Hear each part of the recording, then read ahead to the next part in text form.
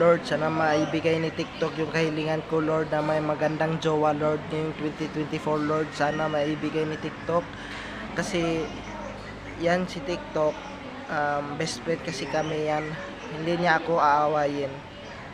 Kaya, ayoko na sa kanya. Ayoko na talaga sa kanya eh. Lagi na lang ganito. Lagi na lang. Ah, ilang beses ko lang sinubukan itong filter na to, hindi pa rin gagana, pre. Inis na ako eh. Gusto kong manakit ngayon, pre.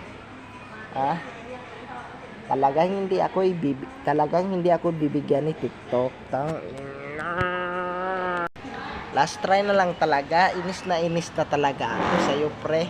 Tingnan mo, sa daming magandang babae dito sa TikTok, ito pa ang binibigay ni TikTok sa akin. Kahit bahay, kahit sasakyan, pangit pa rin.